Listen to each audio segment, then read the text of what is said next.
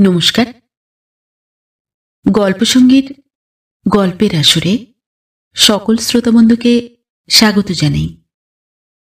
গল্পসঙ্গীর আজকের নিবেদন সাহিত্যিক হেমেন্দ্র কুমার রায়ের লেখা গল্প সোনার চুড়ি।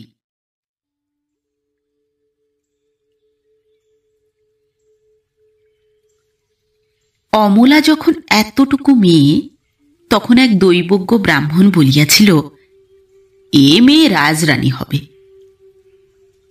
অমলার রানীর মতো রূপ দেখিয়া দৈবজ্ঞ এ কথা বলিয়াছিল, না তার ভাগ্যলিপি পড়িয়া এরূপ ভবিষ্যৎবাণী করিয়াছিল, সেটা আগে কেহ ভাবিয়া দেখে নাই। তবে কথাটা শুনিয়া অমলার বাপ হাসিয়াছিলেন। তার বিধবা পিসি অমলার মৃত মাকে স্মরণ করিয়া কাঁদিয়াছিলেন এবং দক্ষিণায় পূর্ণহস্ত হইয়া দৈবজ্ঞ ঠাকুর সহর্ষে গৃহে ফিরিয়াছিলেন। কলিতেও ব্রাহ্মণ বাক্য মিথ্যা হইবার নহে। তবে কল্পনার রাজা খাটো হইয়া বাস্তবে রাজেন্দ্রে পরিণত হইল। বাংলাদেশে তাহার কন্যার কর প্রার্থী রাজা মহারাজার অন্যায় এবং আশ্চর্য রকমের অভাব দেখিয়া অমলার পিতা শেষটা বাধ্য হইয়া রেলওয়ে অফিসের ৩৫ টাকা মাহিনার কেরানি রাজেন্দ্রবাবুর হাতে মেয়েকে সঁপিয়া দিলেন। কন্যাদায় হইতে উদ্ধার পাইয়া অমলার বাপ আর একবার হাসিলেন। অমলার মৃত মাকে স্মরণ করিয়া পিসিমা আর একবার কাঁদিলেন এবং লুচির কোণ ভাঙিতে ভাঙিতে পাড়ার দৈবজ্ঞ ঠাকুর আর একবার ভবিষ্যৎবাণী করিলেন, দেখে নিও, ওই রাজেন্দ্রই পরে রাজেন্দ্র হবে। আমার গণনা মিথ্যা হবার নয়। সে আজ ৮ বৎসরের কথা। সেদিন মাস কাবার। অফিস হইতে ফিরিয়া রাজেন্দ্র মাসের খরচ দেখিতেছিল। বাড়ি ভাড়া ১৮ টাকা, ঝিয়ের মাইনে ৩ টাকা, দুধ বার্লি ৪ টাকা। মাসকাবারি জিনিসপত্রের জন্যে মুদির দোকানে কম করে ধরেও অন্তত ৬ টাকা। সকলকার জলখাবার ৪ টাকা। মাইনে পাই ৪০ টাকা, হাতে রইল ৫ টাকা। আর কি কি খরচ বাকি রইল গা? অমলা বলিল, বাজার খরচ ভুলে গেলে বুঝি? রাজেন্দ্র বলিল, কিচ্ছু ভুলিনি। আমি ভুললেও তোমরা ভুলবে কেন? তবে কথাটা কি জানো, আর খরচের কথা মনে করতেও আমার ভয় হচ্ছে। অমলা বলিল, এ মাসে অন্তত ২ জোড়া কাপড় না হলে চলবে না, তা জানো? মুখ বেঁকাইয়া রাজেন্দ্র বলিল, জানি না, আবার খুব জানি। তারপর রজকে ৩ মাসের পাওনা বাকি আছে। এবারে দাম চুকিয়ে না দিলে সে আর কাপড় কাচবে না। বলে যাও। খুচরো খরচ আছে যথা। সে কি আর হিসেব করে বলা যায়? হঠাৎ আপদ বিপদ, কোথাও যাওয়া আসা, আত্মীয় কুটুম্বিতে, নাপিত নাপতিনি, ছেলের স্কুলের মাহিনা, এমন আরও কত কি। শুইয়া শুইয়া ২ চোখ বুজিয়া রাজেন্দ্র বলিল, ওগো, একটা হিসেব ভুলেছ। কি? অর্ধেক রাজত্ব কেনার কথাটা। এ মাসে সেটাও তো অবিশ্বাসী করে কেনা চাই। অমলা স্বামীর মুখের দিকে চাহিল, তারপর হাসিয়া বলিল, চাইবই কি, জ্যোতিষ ঠাকুর বলেছিল তুমি নিশ্চয়ই রাজা হবে, মনে নেই? রাজত্ব নইলে চলবে কেন? রাজেন্দ্র উঠিয়া বসিয়া মুখ ভার করিয়া বলিল, তোমার হাসি আসছে অমলা, আমার তো কান্না পাচ্ছে। অমলা উচ্চ হাস্য করিয়া বলিল, এখনই কান্না? এখনো যে চাল আর কয়লার ফর্দ বাকি আছে। রাজেন্দ্র গুম হইয়া বসিয়া রহিল। মাঝে মাঝে ঘরের এদিকে ওদিকে চাহিয়া দেখিতে লাগিল। যেদিকে চায় সেই দিকেই সে এক একটা নূতন অভাবের চিহ্ন দেখে, আর তার বুকটা ধড়াস করিয়া ওঠে। ওই ওদিকের কুলুঙ্গিতে একটা চিমনিহীন ল্যাম্প রহিয়াছে। চিমনিটা কাল ভাঙিয়া গিয়াছে, আজ আর একটা না কিনিলে নয়। এদিককার দেওয়ালে একখানা ছেঁড়া কুটি কুটি গামছা ঝুলিতেছে। এখানে একখানা ভাঙাচোরা আয়না, ওখানে একটা ছেঁড়া কামিজ।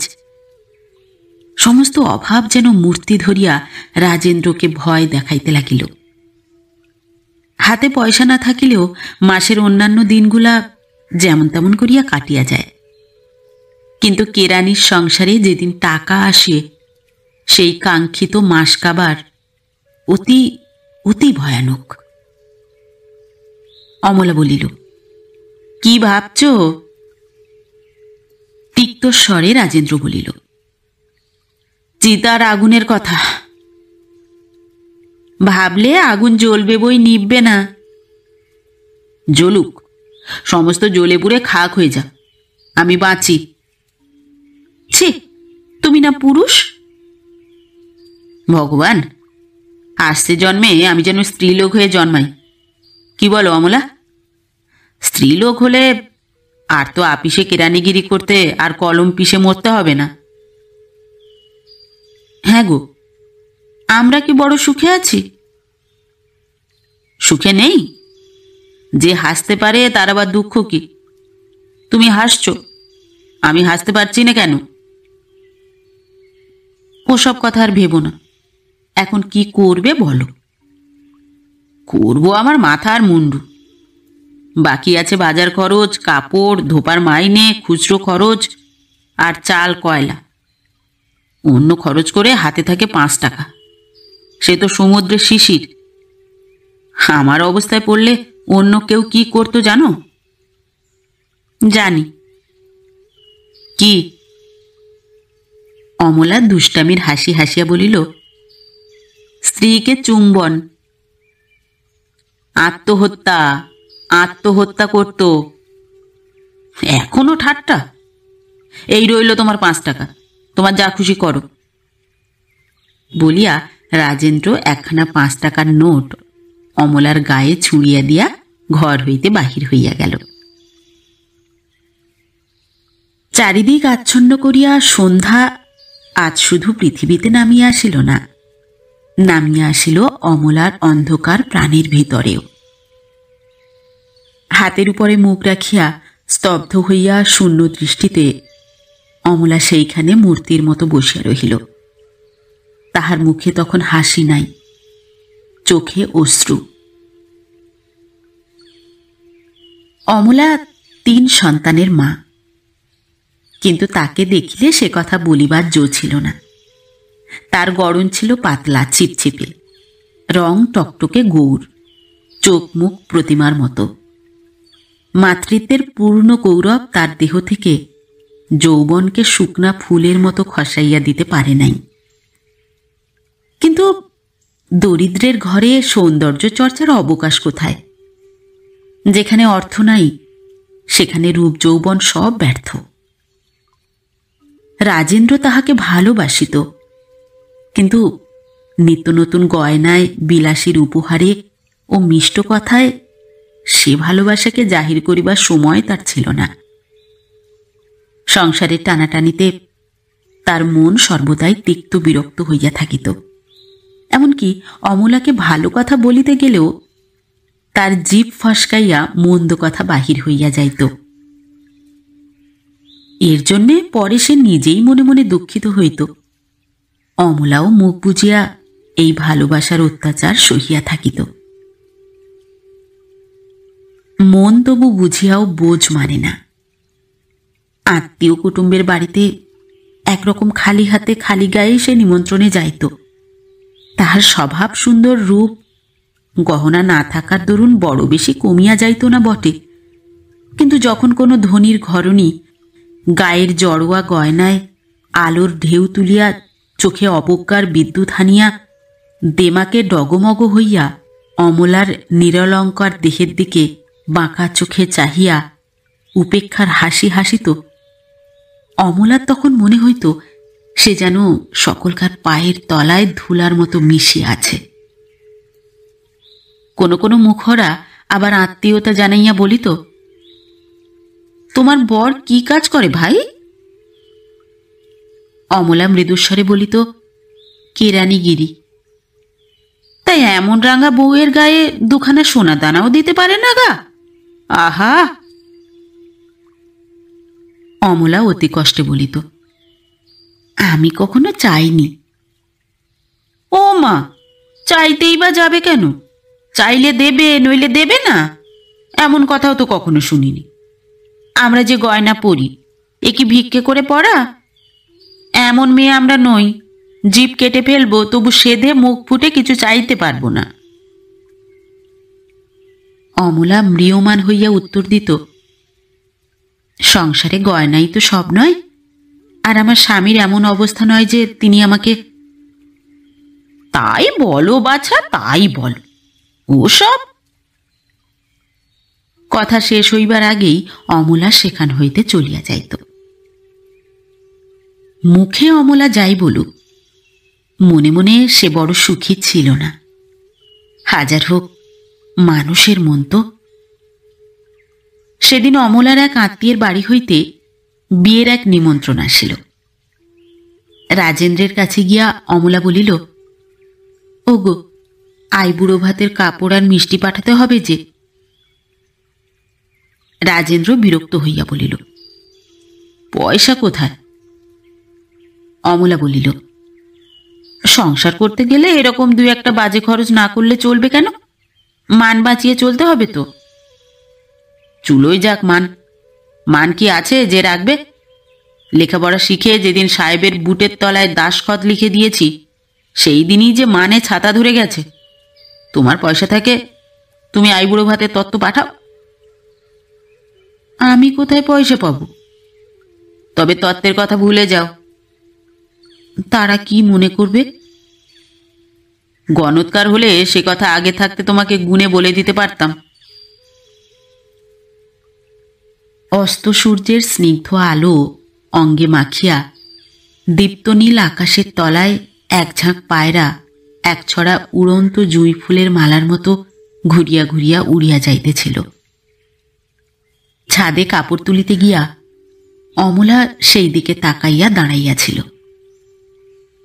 হঠাৎ অমলার পায়ের কাছে সশব্দে কি একটা জিনিস আসিয়া পড়িল। অমলা চমকিয়া দেখিল একটা ঢিল, তার সঙ্গে খানিকটা সুতা বাঁধা। সুতার ডগায় একখানা কাগজ। এর মানে কি? অমলা হেঁট হইয়া কাগজখানা তুলিয়া লইল। তাহাতে ভুরভুরে এসেন্সের গন্ধ। কাগজের ভাঁজ খুলিয়া অমলা দেখিল ভিতরে পরিষ্কার হাতের অক্ষরে কয়ছত্র লেখা, তোমার জন্য আমি পাগল। আমার দিকে মুখ তুলে তাকালে তুমি যা চাও তাই দেব। গরিব কেরানি তোমার কদর বুঝবে না। দয়া করো, নইলে আমি বাঁচব না। অমলা চিঠি পড়িয়া মনে মনে বলিল, তোমার পক্ষে মরাই ভালো। এ চিঠি কার? কে লিখিতেছে? পত্রে কাহারও নাম ছিল না। আমার পায়ের কাছে কাগজখানা আসিয়া পড়িল কেন? তবে কি? অমলা এক পলকে সব বুঝিল। গোধূলির আলো তার গৌর বাহুকে কাঁচা সোনার মতো উজ্জ্বল করিয়া তুলিয়াছিল। অমলার চোখ তার উপরে পড়িল। সে হাত দুটি কেমন নধর, কেমন নিটোল। এ চিঠি লইয়া কি করিবে সে? ছিঁড়িয়া ফেলিবে না স্বামীকে দেখাইবে? অমলা ভাবিতে লাগিল। অমলাদের বাড়ির সম্মুখে একটা রাস্তা, ওপারে ঠিক সামনাসামনি একখানা মস্ত বাড়ি। পল্লীগ্রামের কোনো ধনী জমিদার মাসখানেক হইল এই বাড়িখানা ভাড়া লইয়াছেন। অমলার দৃষ্টি আচমকা সেই বাড়ির ছাদের উপরে পড়িল। সেদিকে চাহিয়াই মাথায় ঘোমটা টানিয়া অমলা তাড়াতাড়ি ছাদ হইতে নামিয়া গেল। সে বাড়ির ছাদের উপরে এক সুশ্রী যুবা নিষ্পলক নেত্রে হাস্যমুখে অমলার দিকে তাকাইয়া নিস্পন্দভাবে দাঁড়াইয়াছিল। যাইবার সময়ে অমলা চিঠিখানা রাস্তায় ছুঁড়িয়া ফেলিয়া দিয়া গেল, কিন্তু স্বামীকে সে কোনো কথা বলিল না। অমলা কয়দিন আর ছাদে উঠে নাই। সেদিন বৈকালে সে রুটি সেঁকিতেছিল, আর তাহার ঠিকা ঝি রুটি বেলিয়া দিতেছিল। বেলিতে বেলিতে ঝি বলিল, একটু হাত চালিয়ে নাও দিদিমণি। অমলা বলিল, কেনলা, তোর এত তাড়াতাড়ি কিসের বলতো?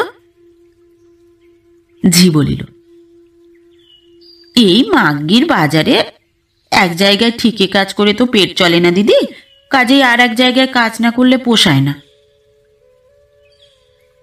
অমলা উনানের আঁচ একটু কমাইয়া দিয়া বলিল, আর কোথায় কাজ করিস তুই? এই তোমাদের সামনের বাড়িতে। অমলা চমকিয়া উঠিল। উনান হইতে চাটুখানা নামাইয়া মনের চাঞ্চল্য মনেই চাপিয়া সহজ স্বরে সে বলিল, ওখান থেকে কত মাইনে পাস? সকালে বিকেলে যাই, 5 টাকা করে দেয়।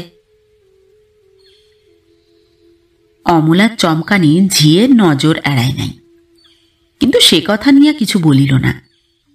আপন মনে সে মৃদু মৃদু হাসিল মাত্র। অমলা খুন্তি দিয়া একখানা রুটি কড়ার উপরে উল্টাইয়া দিতে লাগিল। খানিক ইতস্তত করিয়া বলিল, হ্যাঁ রে, ও বাড়িতে কে থাকে? এক জমিদারের ছেলে গো। আর কে? বাবুর মা, বিধবা বোন আর এক খুড়তুতো ভাই। বাবুর বউ থাকে না? বাবুর বিয়ে তো হয়নি। অত বয়স হয়েছে, বিয়ে হয়নি কিলো? বাবুকে তুমি কি করে দেখলে দিদি? অমলার মুখ কালিপানা হইয়া গেল। তাড়াতাড়ি আপনাকে সামলাইয়া বলিল, হ্যাঁ রে, ওরা বুঝি খুব বড় মানুষ? ঝি চোখ ঘুরাইয়া বলিল, ও মা, তা আবার নয় দিদি, বড় মানুষ বলে বড় মানুষ। বাসা বাড়ি, তবু লোকজন চারিদিকে যেন রই রই করছে।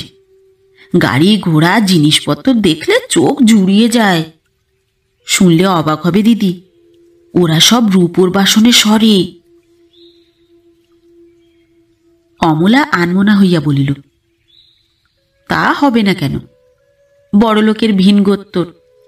এ কি আর আমরা, যে ছেঁড়া ন্যাকড়াতেই জীবন কেটে যাবে?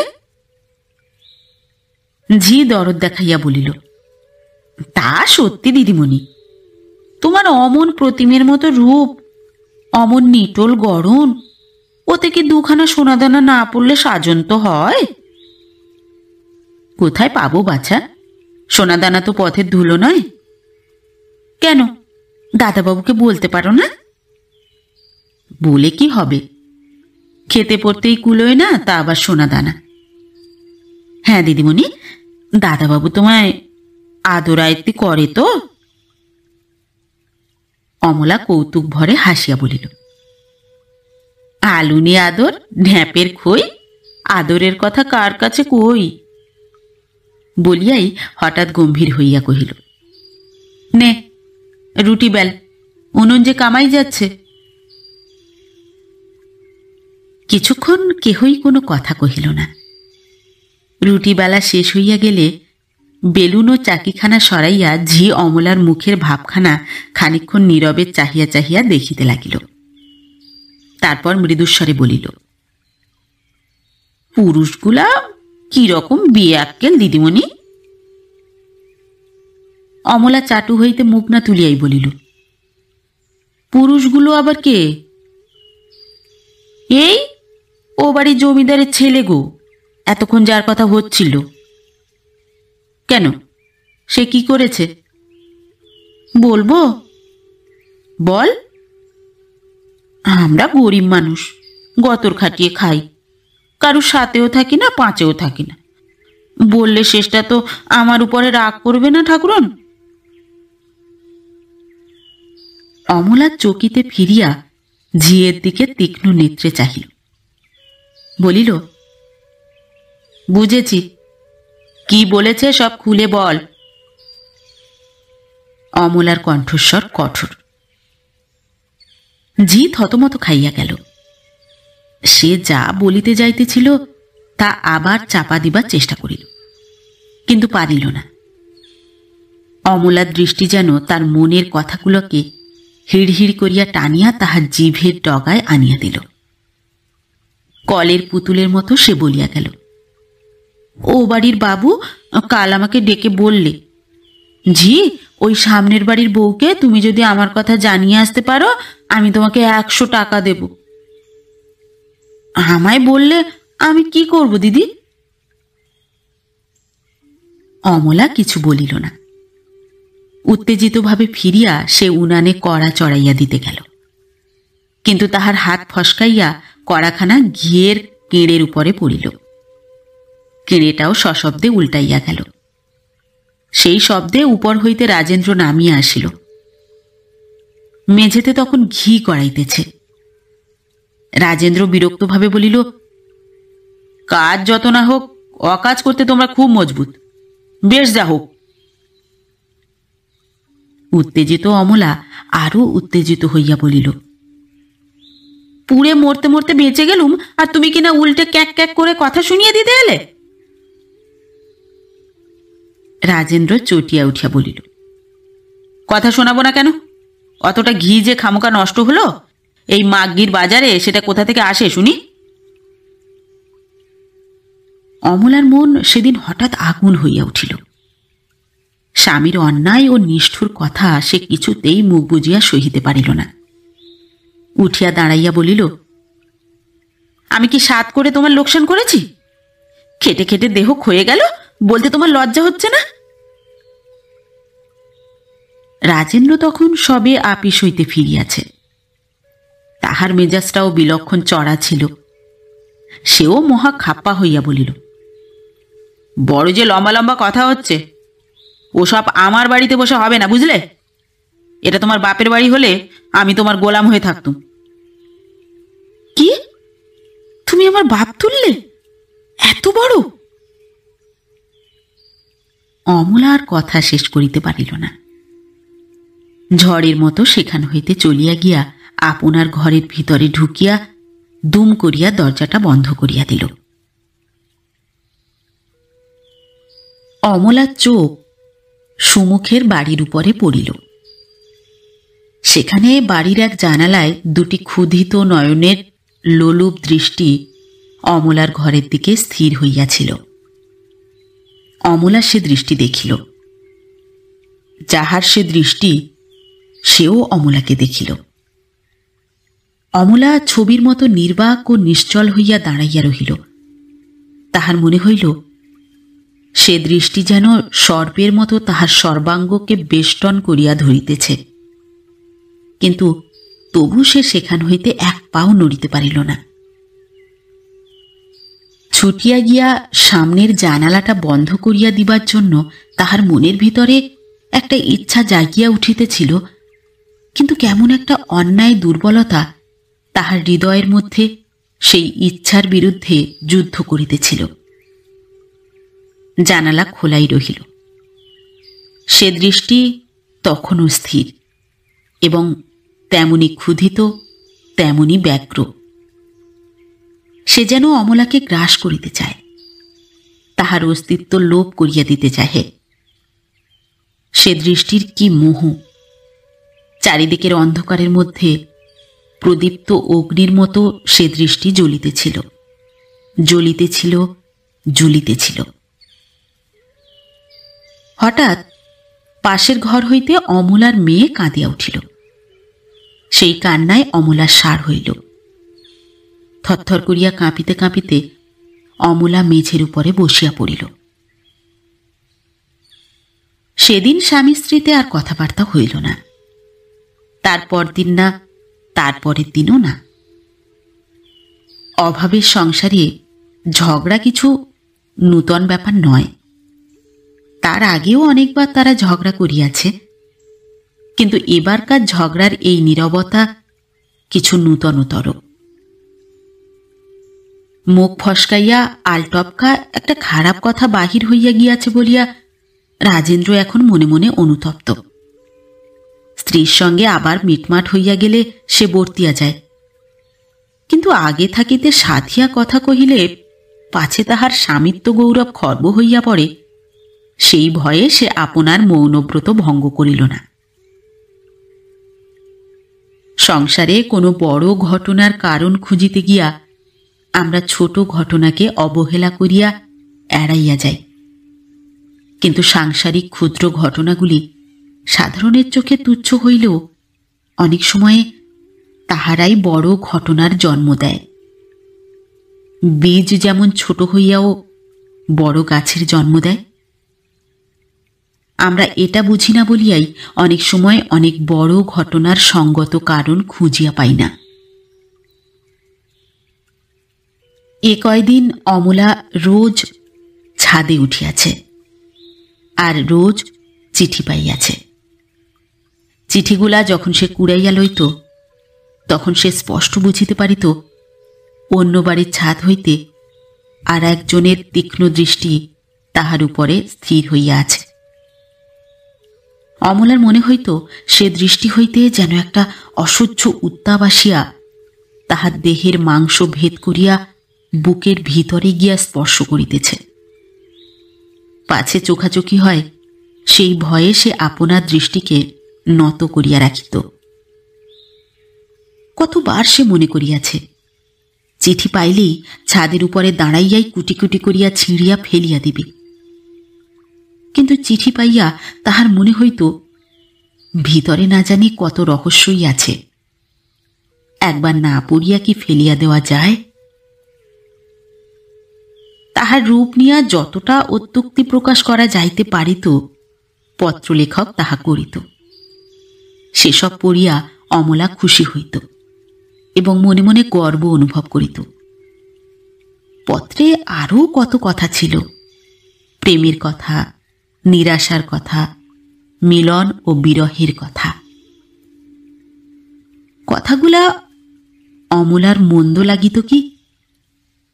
বোধ হয় না, কারণ সেইটাই স্বাভাবিক। অমলা দরিদ্র ঘরণী, সংসারের অভাব ও জ্বালা ঝঞ্ঝাটের ভিতরে তাহার রূপ বনফুলের মতো অনাদৃত হইয়া থাকিত। এ কথা আগেই বলা হইয়াছে। আপনার যৌবন বসন্তে ভালো করিয়া কোকিলের সাড়া সে কখনো শুনিতে পায় নাই। তাহার জীবনের একটা মধুর অংশ অনেকটা অপুরন্ত হইয়াছিল। আজ এক ধনীর নন্দন তাহার চরণ পূজা করিতে চাহিতেছে। ইহাতেও অবিচল থাকা অমলার পক্ষে বড় শক্ত কথা। হয়তো তেমন ধারা মনের বলও তাহার নাই। আর এই সঙ্গীন মুহূর্তে তাহাকে সৎ পরামর্শে সাবধান করিবার লোকও সংসারে স্বামী ছাড়া আর কেহ ছিল না। কিন্তু স্বামীর সঙ্গেও তাহার কথা বন্ধ। আরশিতে অমলা মুখ দেখিতেছিল। হ্যাঁ, তাহার চোখের কোণ হইতে অটুট যৌবনের চঞ্চল বিদ্যুৎ এখনো সরিয়া যায় নাই। কপলের গোলাপি রং আয়তনে একটু মলিন হইলেও এখনো বিবর্ণ হইয়া যায় নাই। ঝিমুখপুরি ঠিক বলিয়াছে, প্রতিমার মতো রূপই বটে। এই রূপ দুখানা সোনাদানা না হইলে কি মানায়? আপনার হাত দুখানি সে ঘুরাইয়া ফিরাইয়া দেখিল। কগাছা কালো রঙের জলতরঙ্গ চুড়ি রিনি রিনি করিয়া তাহাকে যেন উপহাস করিতেছিল। চুড়িগুলাকে আছড়াইয়া ভাঙিয়া ফেলিবার জন্য তাহার মনে একটা দুর্দম বাসনা প্রবল হইয়া উঠিল।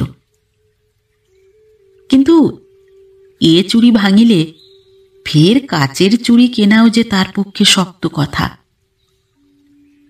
ভ্রু সংকোচ করিয়া অমলা বিরক্তভাবে হাত নাড়া দিল। কাচের চুড়িগুলা কৌতুক হাস্যে কলধ্বনি করিয়া উঠিল। রিনি ঝিনি রিনি ঝিনি রিনি ঝিনি। পরনের কাপড়খানা ছেঁড়া খোঁড়া, রান্নাঘরের ধোঁয়া মাখানো, ছেঁড়া মেঘে চাঁদের আলোর মতো। ছিন্ন বস্ত্র মধ্য দিয়া তাহার শুভ্র দেহের লাবণ্য স্থানে স্থানে বাহির হইয়া পড়িয়াছে। তাহার স্বামীর সকল ব্যবহারের ভিতরে আজ সে একটা গভীর অবহেলা অনুভব করিল। সকলেই কিছু বড়লোক হয় না, মুখের দুটি মিষ্টি কথাতে তো আর পয়সা লাগে না। তার স্বামী যে তাতেও নারাজ। তিক্ত বিরক্ত চিত্তে অমলা জানালার ধারে গিয়া দাঁড়াইল। ঘোর ঘটা করিয়া সেদিন অবিরাম বাদল নামিয়াছে। শূন্য পথে ধূর্যটি যেন আজ মহাতাণ্ডবে মাতিয়া আছে। ওই নিকষ কালো মেঘপুঞ্জ যেন তাহারই নির্তোৎক্ষিপ্ত জটাজুটের রুদ্র লীলা প্রকাশ করিতেছে, এবং বিদ্যুতে বিদ্যুতে যেন তাহারই নেত্রবন্যে রহিয়া রহিয়া জ্বলিয়া উঠিতেছে। পথ প্রায় জনশূন্য। কেবল মাঝে মাঝে এক একজন পথিক ছাতিতে কোনো রকমে কাঁধ পর্যন্ত বাঁচাইয়া নির্জীবের মতো আস্তে আস্তে চলিয়া যাইতেছে। দূরের বাড়িগুলা অস্পষ্ট। তাহাদের পিছন হইতে দুই তিনটি তালগাছের ঝাপসা সবুজ মাথা ঝোড়ো বাতাসে হেলিয়া হেলিয়া পড়িতেছিল। কতকগুলা কাক উড়িয়া উড়িয়া তালগাছের উপরে বসিতেছিল, আবার উড়িতেছিল। অমলা উদাস চোখে তাহাই দেখিতে লাগিল। হঠাৎ পিছনে দরজা খোলার শব্দ হইল। অমলা ফিরিয়া দেখিল ঝি। একটু আশ্চর্য হইয়া জিজ্ঞাসা করিল, এই বৃষ্টিতে তুই কোথা থেকে এলি? মুখ টিপিয়া একটু রহস্যের হাসি হাসিয়া ঝি বলিল, আকাশ থেকে খসে পড়লুম দিদিমণি। অমলা বেশ বুঝিতে পারিল ঝিয়ের এই হঠাৎ আবির্ভাব ও ধরন ধারণে একটা কিছু ব্যাপার লুকোনো আছে। সন্দিগ্ধ স্বরে সে বলিল, তোর কি দরকার রে? একজন পাঠিয়েছে। অমলার মুখ বিবর্ণ হইয়া গেল। আস্তে আস্তে সে বসিয়া পড়িল। ঝি বলিল, আমি কি করব বলো দিদিমণি? আমরা চাকরি করি, যা বলে তার দাঁতে কুটো নিয়ে তখনই করতে হয়। অমলা চুপ করিয়া রহিল। ঝি ভরসা পাইয়া বলিল, আর তাও বলতে হবে দিদি, মানুষটা তোমাকে দেখে পাগলের মতো হয়ে গেছে। কথাটা শুনিয়া অমলার মুখ কিরকম ধারা হয় তাহা দেখিবার জন্য সে সুমুখে ঝুঁকিয়া পড়িল। কিন্তু অমলার মুখ একেবারে ভাবশূন্য। সে একেবারে চুপচাপ। শুধু কি তাই দিদি? আবার দেখো না কি সব পাঠিয়েছে। বলিয়া ঝি তাহার কাপড়ের ভিতর হইতে একটি মকমলের বাক্স বাহির করিল।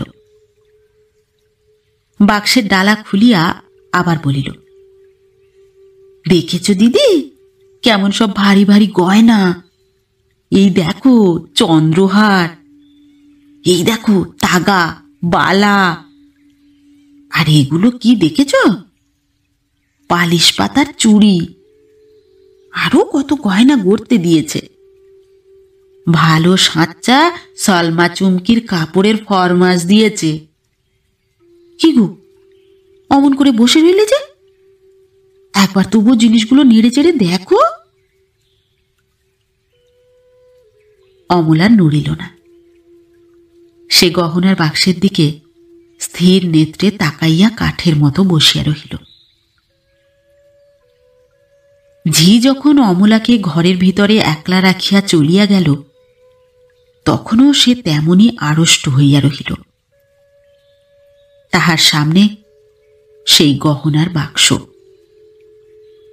বাক্সের ডালা খোলা, ভিতর হইতে গহনাগুলা বর্ষার ম্লান আলোতেও ঝকমক করিয়া উঠিতেছিল। অমলার নিষ্পলক নেত্রে সেই দিকে তাকাইয়া রহিল। এই গহনা তাহার? অমলার সর্বশরীর শিহরিয়া উঠিল। কিন্তু কে দান করিতেছে? আর আর কেন এ দান? সে কথা ভাবিবা মাত্র তাহার বুক ধড়াস করিয়া উঠিল। আস্তে আস্তে সে হার ছড়া কম্পিত হস্তে তুলিয়া নিল। এ হার কত ভরির, কত দামের কে জানে। হার ছড়া গলায় পড়িলে কেমন মানায় একবার সেটা পরখ করিয়া দেখিবার স্বাদ হইল, কিন্তু সাহসে কুলাইল না। যদি কেহ দেখিতে পায়? বাক্সের ভিতরে ওটা কি? চিঠি বুঝি? তাই বটে। অমলা চিঠিখানা খুলিয়া পড়িল। সামান্য উপহার পাঠালুম, না নিলে আমার কষ্ট হবে, পরে আরও পাঠাবো। আমার কাছে এলে তুমি যা চাও তাই দেব। এখনো কি তুমি আমায় দয়া করবে না? স্বপ্নে আমি তোমাকে দেখি, তোমা বই আমি আর কিছু জানি না। আর চুপ করে থেকো না, চিঠির উত্তর দিও। উত্তর না পেলে আমি আত্মহত্যা করব।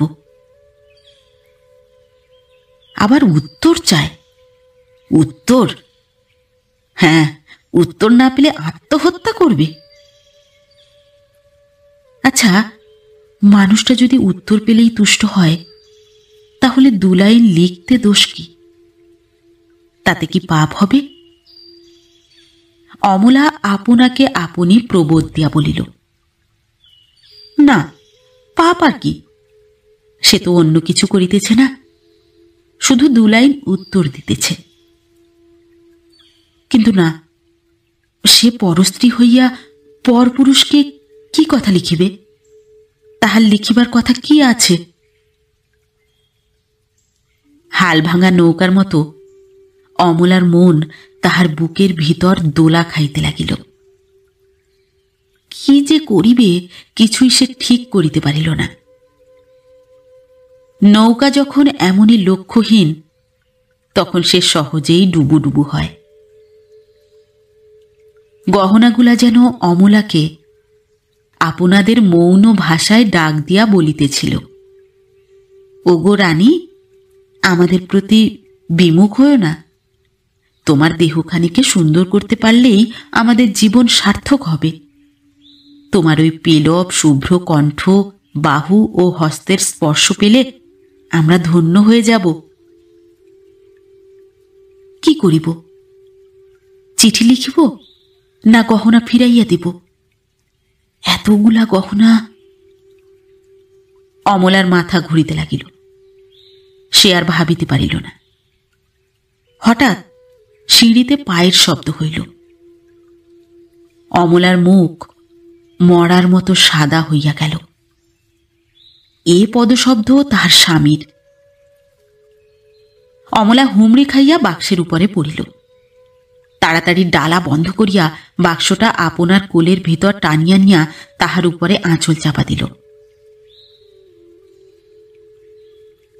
রাজেন্দ্র একেবারে ঘরের ভিতর ঢুকিল। তাহার মুখ আজ প্রসন্ন।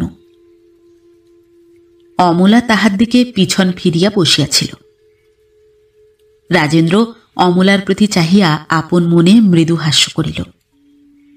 তারপর আলনার সম্মুখে দাঁড়াইয়া আপিসের জামাকাপড় খুলিতে লাগিল। জামাকাপড় ছাড়িয়া রাজেন্দ্র আস্তে আস্তে অমলার পাশে গিয়া বসিল। অমলার বুক দুরু দুরু করিতে লাগিল। তাহার প্রাণ যেন কণ্ঠের কাছে উঠিয়া আসিল। স্ত্রীর মুখের দিকে কৌতুকপূর্ণ দৃষ্টিতে চাহিয়া রাজেন্দ্র কহিল, ইস, আর কতদিনে এ দুর্জয়মান ভাঙাবে গো? অমলা মাটির দিকে চাহিয়া রহিল। রাজেন্দ্র যে হঠাৎ কেন তাহার সহিত সাধিয়া কথা কহিতে আসিল সেটা সে আদপেই বুঝিতে পারিল না। রাজেন্দ্র অমলার এই স্তব্ধভাব দেখিয়া বোধহয় ব্যথিত হইল। ক্ষুণ্ণ কণ্ঠে সে ধীরে ধীরে বলিল, দেখো অমলা, আমাদের মতো গরিব কেরানির সংসারে দুজনেই দুজনার মন বুঝে চলা উচিত। দেখছো তো, গাধার মতো খেটে খেটেও সাহেবের মন পাই না, সর্বদাই বকুনি খাই। এর উপরে সংসারের টানাটানিতে বাড়ি এসেও মনে কোনো সুখ নেই। এ খাটুনি, এ কষ্ট একলা হলে কি এতদিন সহ্য করতাম? খালি তোমাদের মুখ চেয়ে এত অপমান আর কষ্ট সয়ে আছি বই তো নয়। সময়ে অসময়ে মুখ দিয়ে যে দুটো অকথা কুকথা বেরিয়ে যায়, এ কি আর আমি ইচ্ছে করে করি অমল? অমলার মাথা ক্রমেই নিচু হইয়া পড়িতেছিল। রাজেন্দ্র বলিতে লাগিল, তোমাকে যে আমি ভালোবাসি এটা আমি মুখের কথায় বা কাজে প্রকাশ করতে পারি না বলে আমাকে তুমি সন্দেহ করো না। দেখো, আপিস থেকে আসি তোমারই মুখ ভাবতে ভাবতে। রাস্তায় আসতে আসতে এই ভেবে শান্তি পাই যে বাড়িতে আমার অপেক্ষায় একজন যত্ন করবার লোক পথ চেয়ে বসে আছে। তোমাকে আমি যত্ন করতে পারি না, এজন্য আমিও মনে মনে কষ্ট পাই। কিন্তু কি করব, উপায় নেই, উপায় নেই। একটু থামিয়া আবার বলিতে লাগিল, আজ 4 বছর আমি আমার জল খাবারের 4টি করে পয়সা জমিয়ে আসছি। এ কথা তুমি জানো না। আজ কদিন হলো আমার মাইনে বেড়েছে। এ কথা শুনলে তুমিও বোধ করি সুখী হবে। তাই সাহস করে সেই জমানো টাকার উপরে আরো কিছু টাকা ধার করেছি। কেন জানো? এই জন্যে। বলিয়া রাজেন্দ্র কাপড়ের ভিতর হইতে একটি বেগুনি রঙের কাগজের মোড়ক বাহির করিল। মোড়কটি খুলিলে দেখা গেল তাহার ভিতরে কগাছা নূতন সোনার চুড়ি রহিয়াছে। অমলার মনে হইল কে যেন তাহাকে খুব একটা উঁচু জায়গা হইতে ধাক্কা মারিয়া নিচে ফেলিয়া দিল। যে স্বামীর ভালোবাসাকে এতদিন সে সন্দেহ করিয়াছে, সেই স্বামী যে তাহাকে মৌখিক ভালোবাসা জানাইতে না পারিলেও তাহার জন্য নিজের সামান্য জলখাবারের পয়সা কয়টিও বাঁচাইয়া আসিতেছেন, এই অজ্ঞাত সত্য কথাটা আজ অমলার সারা জীবনটাই যেন মিথ্যা করিয়া দিল। স্বামীর উপরে মিছা অভিমানে ও শয়তানের প্রলোভনে এখনই সে হয়তো কি করিতে কি করিয়া বসিত। তাহার মন যে এত সহজে বেঁকিয়া যাইতে পারে এটা সে আদপেই জানিত না। ভাগ্যে এখনো এই মুহূর্তের ভুলকে শুধরাইবার উপায় আছে। অমলা আপনার রূপকে ধিক্কার দিল, আপনার মনকে ধিক্কার দিল, আপনার অভিমান ও সন্দেহকে ধিক্কার দিল। সোনার চুড়ি পাইয়া অমলার প্রাণে আজ কোনো আনন্দই হইল না। তাহার নারী হৃদয়ের গোপন দুর্বলতা এমনভাবে ধরা পড়িয়া যাওয়াতে সে আর আপনাকে সামলাইতে পারিল না। নিজের কোলের ভিতরে মুখ লুকাইয়া অমলা একেবারে শিশুর মতো ডাক ছাড়িয়া কাঁদিয়া উঠিল। রাজেন্দ্র অবাক হইয়া গেল। ভাবিল সেদিনকার কটু কথা অমলা বুঝি এখনো ভুলিতে পারে নাই। অত্যন্ত দুঃখিত স্বরে সে বলিল, মুখ দিয়ে একটা কথা হঠাৎ বেরিয়ে গেছে বলে কতদিন আর এমন করে থাকবে অমল? অমলা প্রায় রুদ্ধ কণ্ঠে বলিয়া উঠিল, ওগো, আমার বুকটা 2 পায়ে দোলে পিষে দিয়ে যাও। তোমার পায়ের তলায় পড়ে আমি ধুলোর মতো গুঁড়ো হয়ে মরে যাই। রাজেন্দ্র অমলার কথার আসল মানে আদপেই বুঝিতে পারিল না। বোকা বনিয়া মাথা চুলকাইতে চুলকাইতে বলিল, অমল, তুমি কি বলছো? অমলা বুঝিল সে যদি আপনার পাপের প্রায়শ্চিত্ত করিতে চায় তাহা হইলে আর লুকোচুরি করিলে চলিবে না। এটা বুঝিয়া সে শক্ত হইয়া উঠিয়া বসিল। তারপর চোখের জল মুছিয়া স্বামীর দিকে মুখ তুলিয়া বলিল, আমার আর চুরি চাই না। হ্যাঁ, সে কি? হ্যাঁ, আমার গয়না আছে। কি? আমার গয়না আছে, এই দেখো। বলিয়াই অমলা তাহার কাপড়ের ভিতর হইতে গয়নার বাক্সটা বাহির করিয়া দুম করিয়া মেঝের উপরে ছুঁড়িয়া ফেলিয়া দিল। গহনাগুলা চারিদিকে ছিটকাইয়া পড়িল। রাজেন্দ্র প্রথমটা হতভম্বের মতো গহনাগুলার দিকে চাহিয়া রহিল। তারপর জড়িত স্বরে কহিল, এসব কি অমলা? গয়না তুমি কোথায় থেকে পেলে? অমলা সহজ স্বরে বলিল, একজন দিয়েছে। দিয়েছে? কে? ওই চিঠিখানা পড়ে দেখো। গহনাদাতার পত্রখানা তুলিয়া নিয়া রাজেন্দ্র বিস্ফারিত নেত্রে তাহা পড়িল। তারপর জিজ্ঞাসা করিল, এ চিঠি লিখলে কে? অমলা নিজেই বুঝিতে পারিল না তার এত জোর, এত সাহস কি করিয়া আসিল। সে উঠিয়া দাঁড়াইয়া স্পষ্ট স্বরে বলিল, যে চিঠি লিখেছে তাকে দেখবে?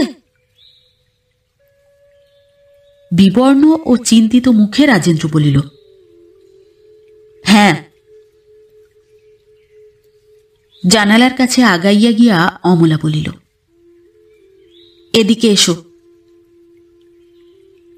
সুমুখের বাড়ির জানালায় সেই হিংস্র চক্ষু দুটো জ্বলন্ত অগ্নির মতো তেমনি সজাগ হইয়াছিল। অমলাকে দেখিবা মাত্র সে চোখ উজ্জ্বল হইয়া উঠিতেছিল।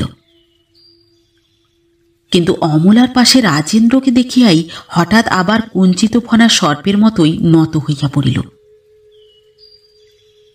রাজেন্দ্র এতক্ষণে সব ব্যাপারটা আন্দাজ করিতে পারিল। সে স্তব্ধ হইয়া দাঁড়াইয়া রহিল। অমলা ঘরের মেঝে হইতে একে একে গহনাগুলা কুড়াইয়া আনিয়া জানালা গলাইয়া অবজ্ঞা ভরে রাস্তার উপরে ফেলিয়া দিল। শয়তানের চোখ দেখিয়া আজ সে একটুও ভয় পাইল না। তাহার অশান্ত বুকটা যেন এতক্ষণ ভারী পাথর হইয়াছিল। এখন সে শান্তির নিঃশ্বাস ফেলিয়া বাঁচিল। তাহার মনের সকল ময়লা একেবারে যেন পরিষ্কার হইয়া গেল। গৃহতলে হাঁটু গাড়িয়া সে স্বামীর দেওয়া সোনার চুড়ি পরিতে বসিল।